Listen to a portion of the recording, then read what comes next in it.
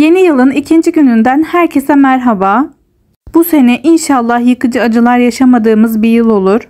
Rabbim bizleri felaketlerden, kötülüklerden korusun. Her şeyin çok güzel olduğu yıllarımız olsun inşallah. Bu sene pek soğuk gitmese de bu soğuk günlerde içimizi ısıtacak harika bir çorbayla karşınızdayım. Az ve öz malzemeli ama bir o kadar da lezzetli bir çorba. Haydi tarife başlayalım. Öncelikle gördüğünüz gibi bir adet soğanı ince olmayacak şekilde doğruyoruz. Çünkü daha sonra blenderdan geçireceğiz. Boyutunun ne şekilde olduğu hiç önemli değil. Pişireceğimiz tencerenin içerisine gördüğünüz gibi 3 yemek kaşığı kadar sıvı yağ ilave ediyoruz ve üzerine soğanları ekliyoruz.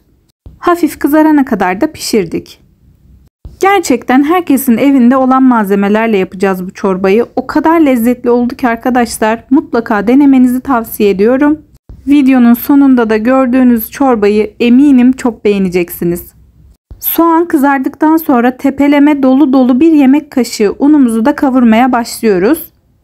Bu aşamada da unun kokusu çıkana kadar kavurmaya başladık. Şimdi kullanacağımız malzemede bir su bardağı mercimek. Normal mercimek çorbasından sıkılanlar için farklılık olması adına bence bu çorbayı da deneyebilirsiniz. Güzel oluyor. Misafirlerimize de bu çorbayı yaparak farklı bir tat sunabiliriz diye düşünüyorum. Bir su bardağı kırmızı mercimeği güzelce yıkadıktan sonra kavrulan un ve soğanların üzerine ilave ediyoruz. Soğanı ve unu kavururken arkadaşlar tereyağı kullanmadık çünkü çorbanın üzerine kullanacağız tereyağını. Kırmızı mercimeği koyduktan sonra hafifçe karıştırıyoruz ve üzerine 1,5 litre su ilave edeceğiz arkadaşlar. Eğer evinizde ölçü kabınız yoksa 7,5 su bardağı yapıyor arkadaşlar. Biz çorbayı yaparken sıcak su kullanmadık, aklınızda bulunsun, normal çeşme suyu kullandık. Suyunu koyduktan sonra ara ara da karıştırmaya devam ettik çünkü mercimekler tencerenin dibine tutabilirdi, yanabilirdi bu yüzden. Çorbanın kaynaması için altını açtık. Ara ara da karıştırmaya devam ettik.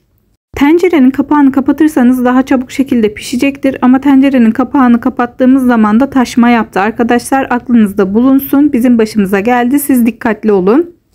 Limonu kestikten sonra yarım limonun suyunu sıkıyoruz. Daha fazla limon isterseniz de çorbayı içerken üzerine ilave edebilirsiniz. Sıktığımız yarım limonun suyunu bir adet yumurta sarısının üzerine ilave ediyoruz. Bu da çorbamızın terbiyesi arkadaşlar. Söylediğim gibi ara ara da mercimeği kontrol ediyoruz. Kaynadıktan sonra altını kısıyoruz ve yarım saat kadar da pişirmeye devam ediyoruz. Yumurta ve limon karışımının üzerine de yarım su bardağı süt ilave ediyoruz ve güzelce karıştırmaya başlıyoruz. Bütün malzemeleri birbirine geçene kadar karıştırıyoruz.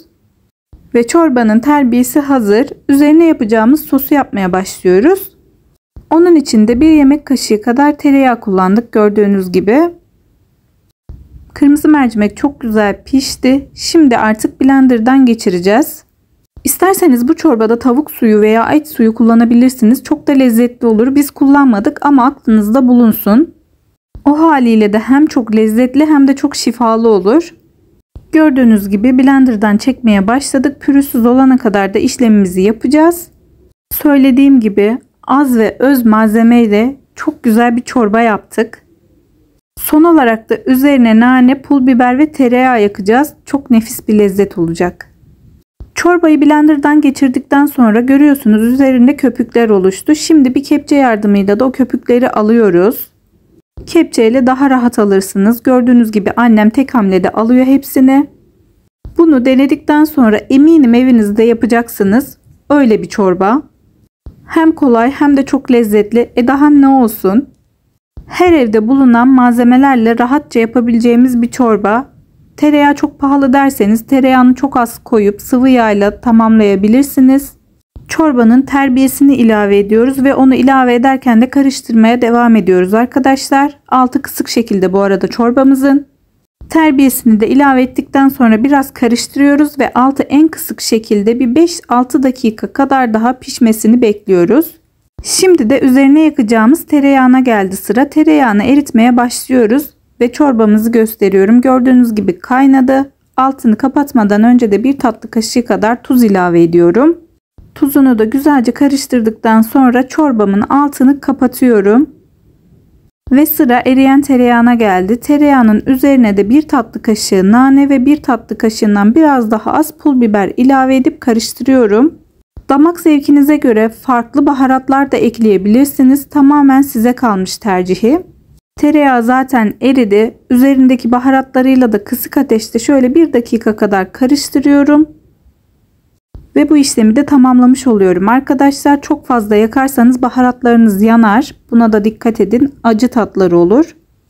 Fazla yakmamıza da gerek yok. Altını kapatıyorum ve artık çorbam sunuma hazır. Şu kış günlerinde farklı ve hafif lezzet arayanlara böyle bir çorba çok iyi gider. İçerisine de ilikli kemik suyu kullanırsanız veya tavuk suyu kullanırsanız bol şifalı olur. Buradan bile çorbanın ne kadar güzel olduğu anlaşılıyor bence. Şimdi sizin için kaseye koyuyorum ve çorbanın güzelliğini gösteriyorum. Çok ama çok lezzetli bir çorba oldu. Mercimek çorbasını sevenler bence bunu da çok sevecektir. Tabi tat farkı var arada. Ama ben çorba seven bir insan olarak bu çorbayı çok beğendim. Şunun güzelliğine bakar mısınız? Bayıldım. Arkadaşlar görüntüsü o kadar güzel ki eminim sizi de cezbetmiştir. Üzerine yaktığımız tereyağı Ebru sanatı gibi oldu. Gerçekten abartmıyorum. Ben çok beğendim. Deneyenlere şimdiden afiyet olsun.